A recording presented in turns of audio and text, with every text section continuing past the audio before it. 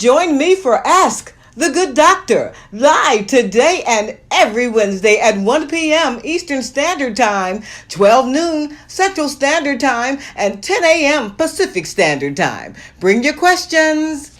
On my YouTube channel, my YouTube channel, on my YouTube channel, on my YouTube channel. And please, if you could, subscribe to my YouTube channel, my YouTube channel. Yes. Ask the Good Doctor, LaJoyce Brookshire. Like, comment, and subscribe. The blue line is R equals 0.5.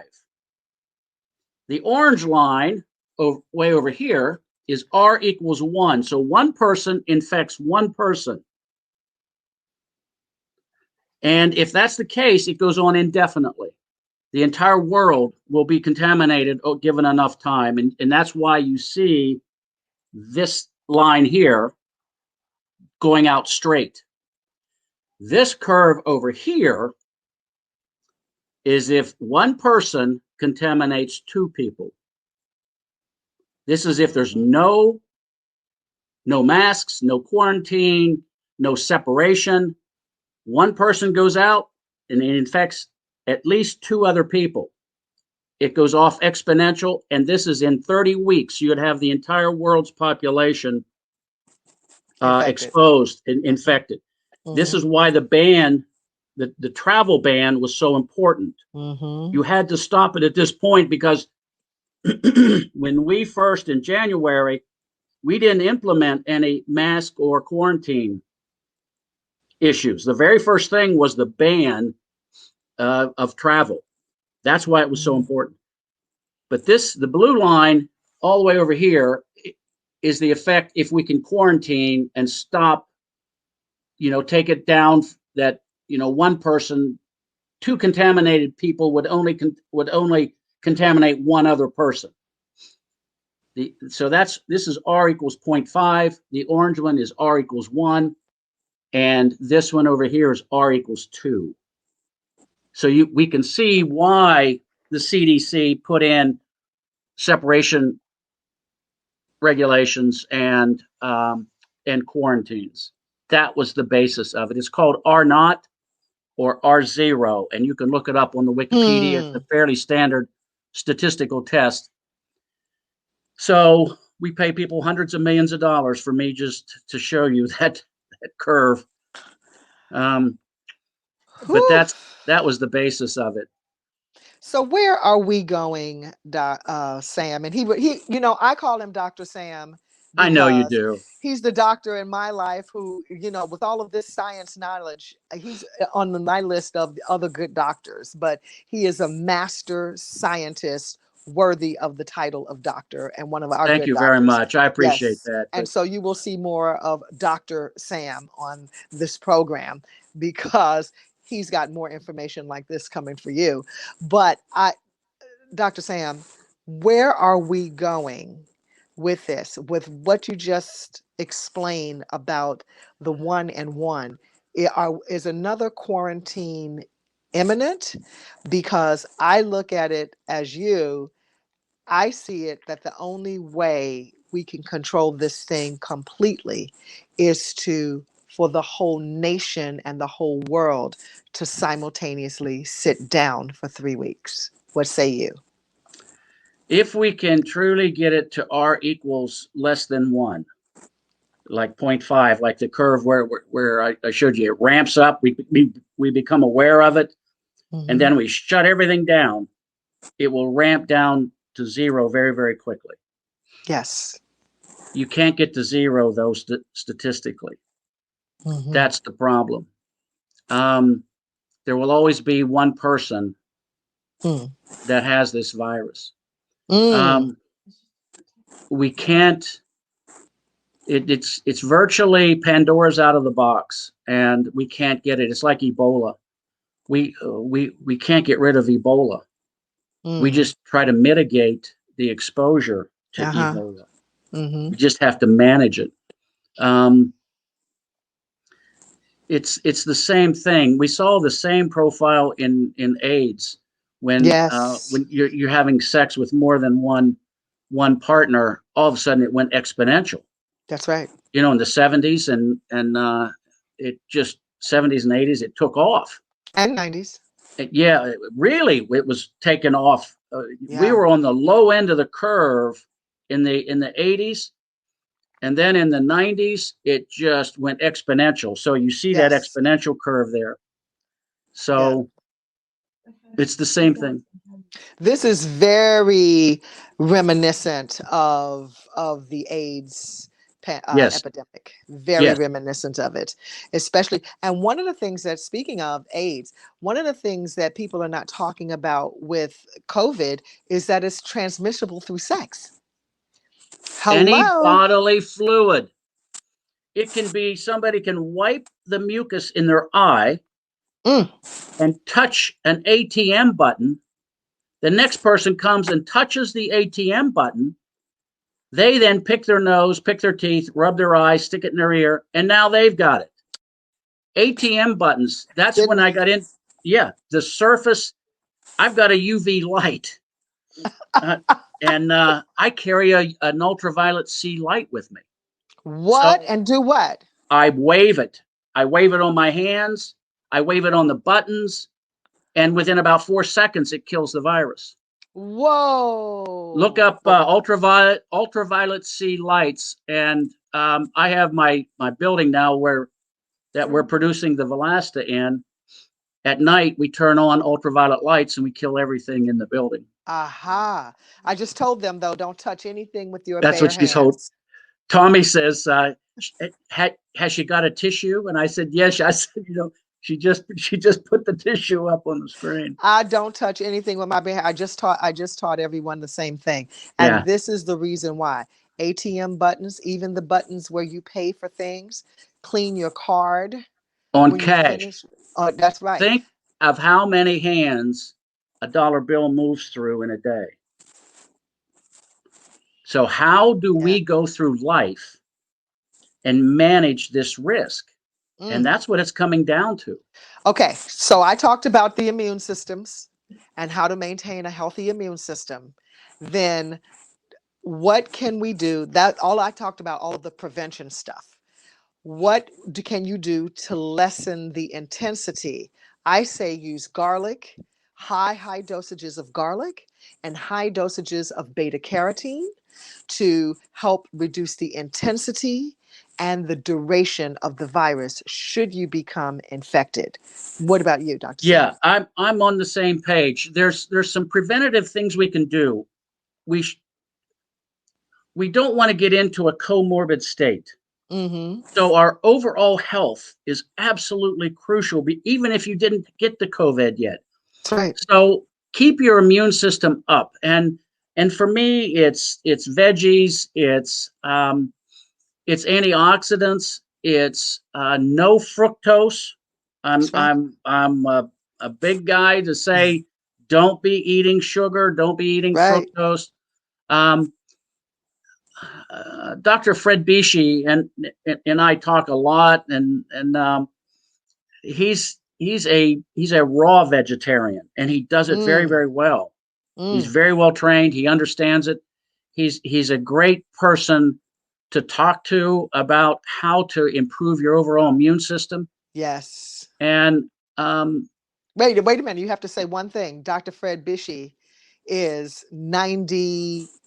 He's 90 years old. 90 years old. Yeah. And he still runs. 60. Yeah. He no still, exaggeration. No, he still runs. He was looking at doing a marathon. Wow. So he does it right. Now, from a personal desire issue, is it practical for me to do that? I like chicken. I like grilled chicken. I still eat meat. I don't eat as much red meat at all. Fish, I'll eat fish. So I'm not as committed, because I understand on the bottom of the inflammatory disease tree, which is a slide, and in the root structure, it details all of those things that cause oxidative stress in our bodies. Yes. Diet is a big one. stress, adrenaline, epinephrine releases from a fight or flight reflex is another one. So I'm down smoking and vaping and alcohol consumption. They're all down in the root area of the tree. That's right. Then you have the trunk of the tree. All of those generate primarily 4 reactive oxygen species. That becomes the trunk of the tree. That's the hydroxyl, the peroxyl, the singlet oxygen, and the superoxide free radicals. Speak English to the people. Those are reactive agents of metabolism. So every bite of food you put in your mouth has to be processed, either in your liver, your pancreas, absorbed through your intestines, and it eventually ends up in the cells and in the mitochondria of every cell. The process of metabolizing food generates these bullets, these free radicals. And the concentration of these, as we get older, seem to accumulate quite rapidly. And they are so reactive. They're like an electric spark. When they go into the DNA of a cell, they will totally mutate that DNA. They will cause protein folding, like insulin for type 2 diabetes. Diabetes. When we produce the protein of insulin, and it's wadded up into like a piece of paper, this free radical will come along, and he's looking to steal an electron. Steal, kill, and destroy. Yes, he hits this. All of a sudden, this protein completely unfolds. Yes. Now it can't make contact with the insulin on the cell, and we are now insulin resistant. We are now type 2 diabetics.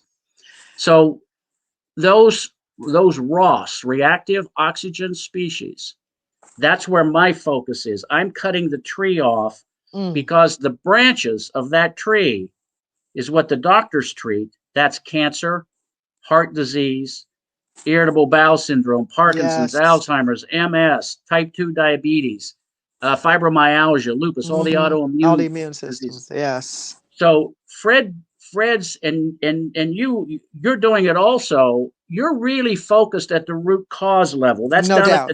That's down at the diet level. Eliminate stress from your life. Don't smoke. No alcohol consumption. Out of control alcohol stuff that's going to pose some problems. Because every single one of those generates a free radical. By the way, every shot you take. So I'm at the tree trunk level with the Velasta. So tell them about Velasta. Yeah, Velasta is a glucosidic astaxanthin. It's a more natural form of astaxanthin. Astaxanthin. Go ahead.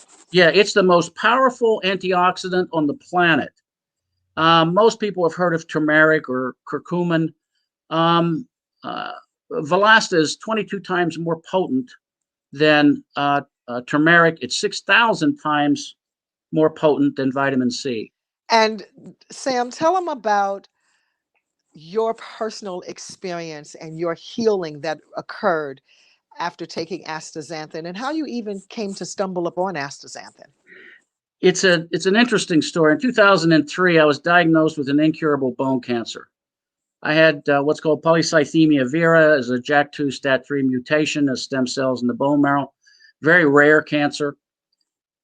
But I was experiencing unexplained high blood pressure, hypertension, and AFib. My heart was skipping beats. And I went in and they tested me, and I got a call.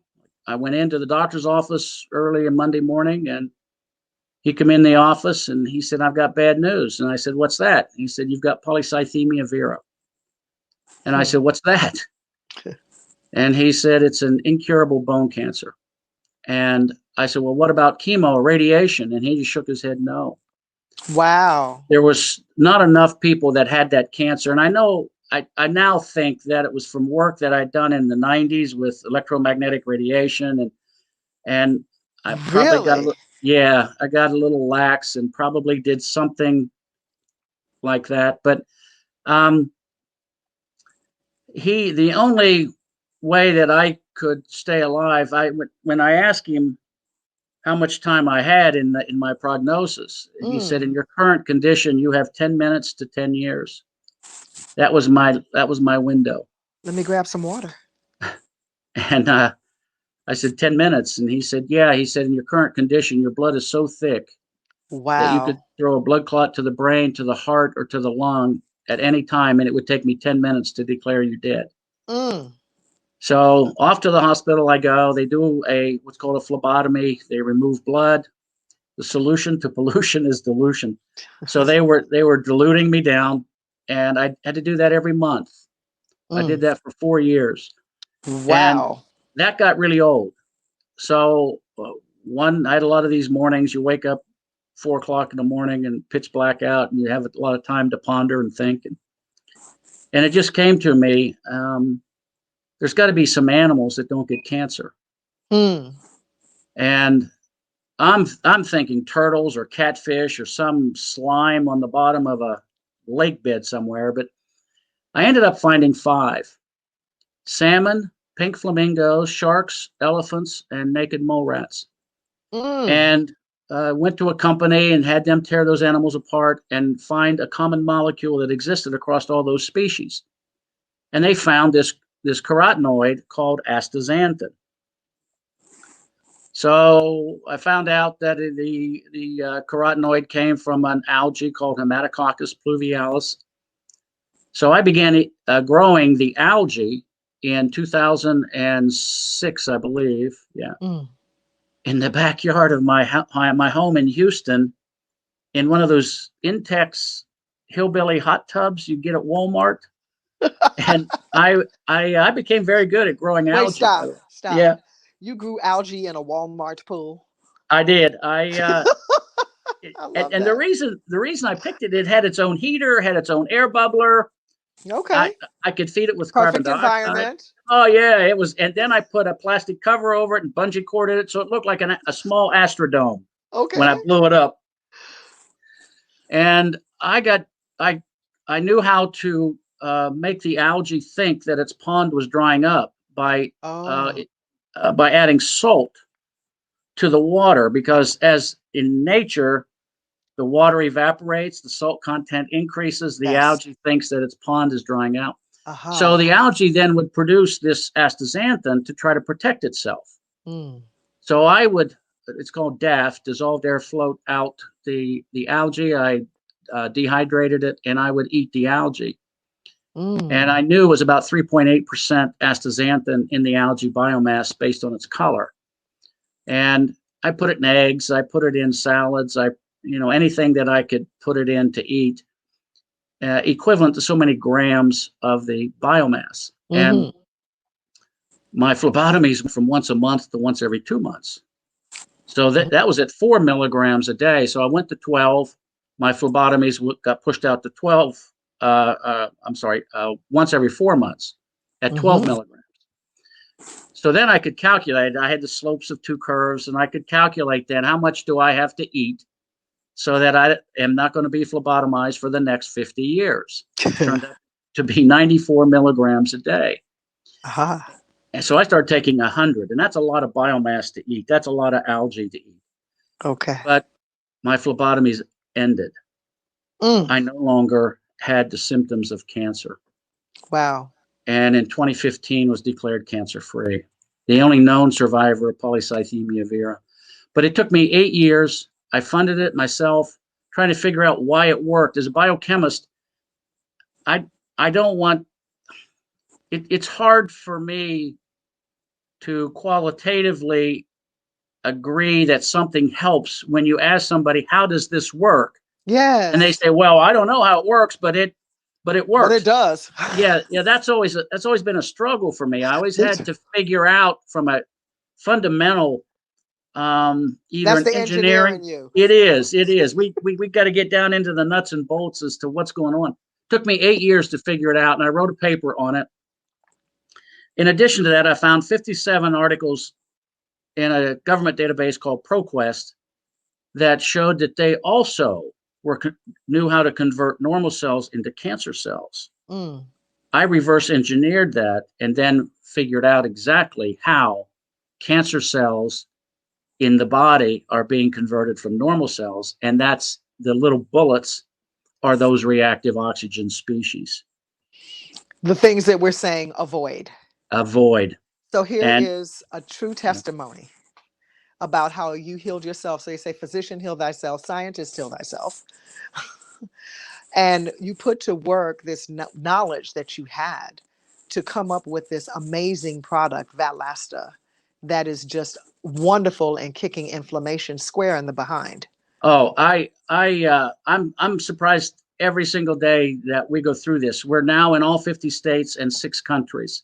And Yay. the testimonials that are coming in, it still makes the hair stand up in my arms. I just am amazed as to how well this works. And when we gave it to people with cancer, their Parkinson's tremors ended. Their type 2 diabetes stopped. They're off of insulin. They're off of metformin. Their A1C levels dropped like a rock. So we knew that what we were working on during that period of time was in fact the root cause of human disease, human inflammatory disease. Yep. And it worked. And inflammation is so misunderstood, so overlooked, not recognized as a root cause, just as you say. That's exactly And right. it is in the body tearing up everything.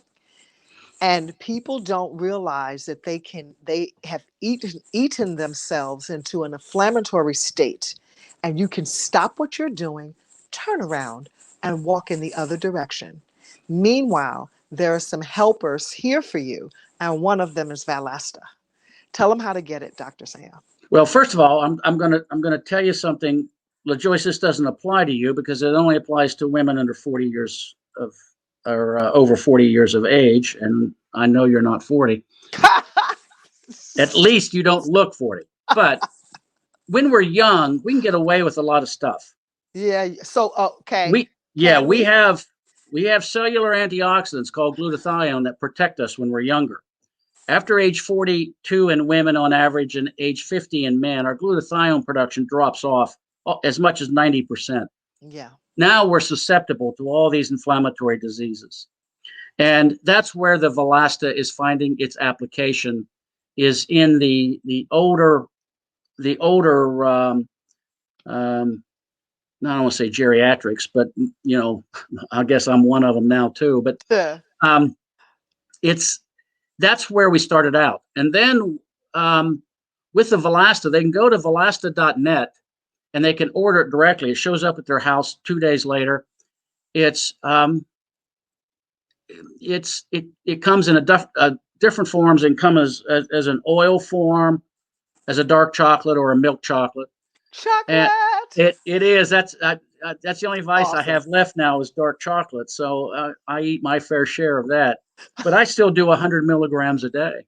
I'm not going to take the chance. I've looked in the abyss, and I don't ever want to go back there for right now. I want to share a testimony as well about the Valasta. I had a family member whose liver enzymes were elevated, and in 30 days, the liver enzymes were back to normal from taking the Valasta. Amazing. We have pictures of basal cell carcinomas disappearing just from topical addition. Oh, you may wait just 1 second. You mean put the oil on top of basal cell carcinomas? Correct. Oh. Not just a systemic, not just a taking it orally. We are now putting it on the lesions themselves, and the inflammation stops. So how then can someone who's infected with COVID take the Valasta if they find themselves infected, and how will it help?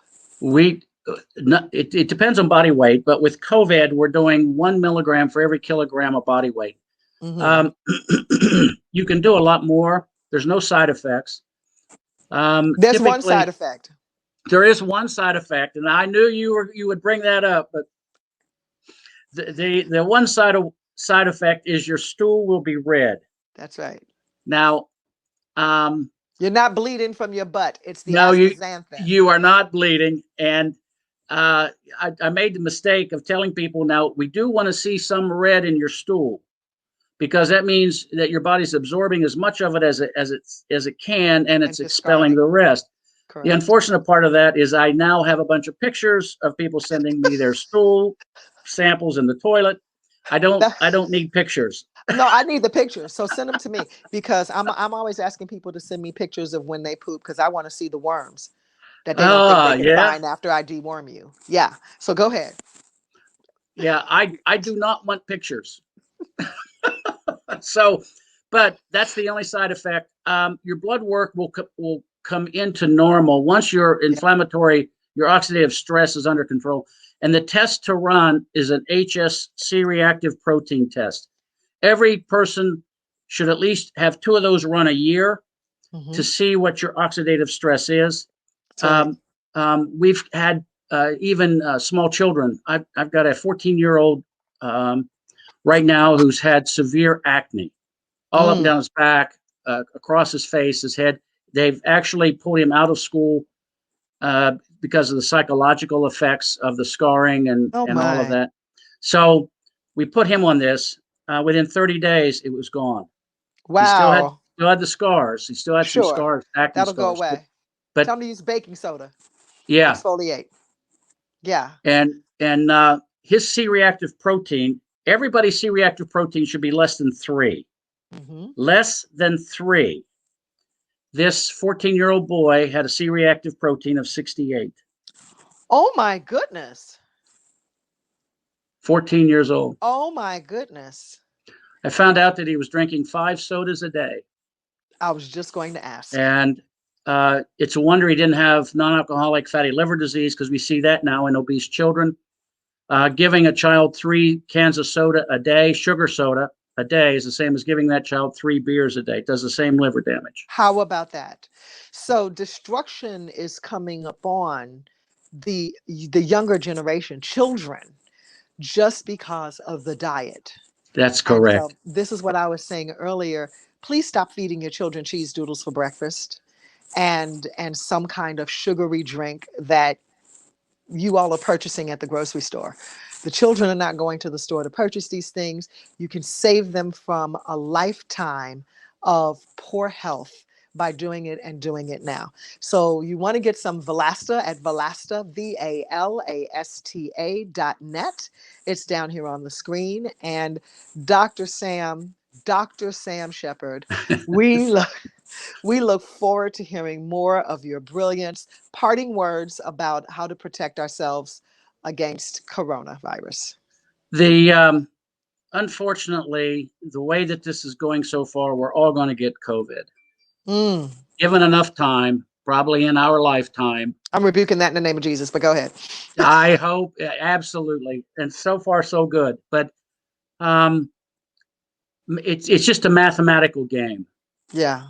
And when you look at the math and you look at how people are being exposed, masks, I'm not convinced that masks work because of the size limitations from an engineering perspective.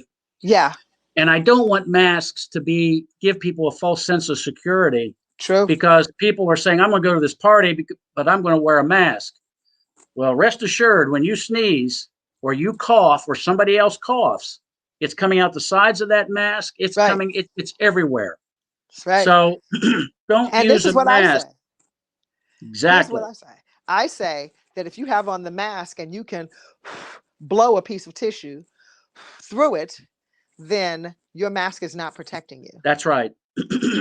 And so then what is the best type of mask? The KN95 or 2 masks? Yeah. The N95 mask filters air coming in. It doesn't filter air going out. The valve is free open when you exhale. So somebody with COVID, if they're wearing an N95 mask, they're going to give it to everybody. That's the sad part of the N95. The cloth masks are only good down to about 3 microns. The virus is 0.1 micron.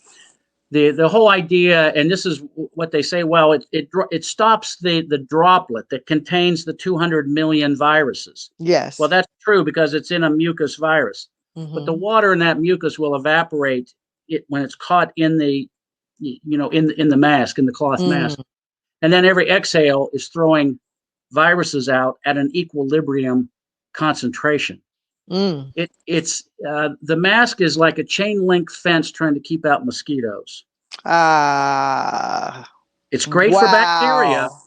Yeah, it's great for bacteria. It works. And it'll stop staph infections and strep, and that's why doctors wore them in the hospital. Any doctor that says he wears a mask to stop a viral infection,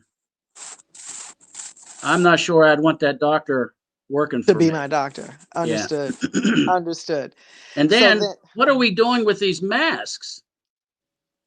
Why aren't these masks being put in a hazmat? Because they're totally loaded with coronavirus.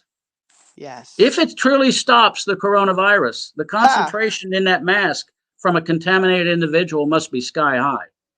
Okay. I just talked about how to put your dirty clothes in a closed hamper or in a closed laundry bag for that very reason. It's important then to switch out the masks. Some even say we can put a mask that we had on today if there's a shortage. If you have a mask today, to put it in a paper bag and leave it there for 72 hours. And then you can go back to it and do a nice rotation. But I agree with you. What are we doing with these masks if they're supposed to really stop something? That's right. The only two preventatives that seem to be working is separation and personal hygiene. That's it. Talk about it. Touch. If you get the SARS-2 virus through inhalation, you're going to get a pretty nasty lung infection.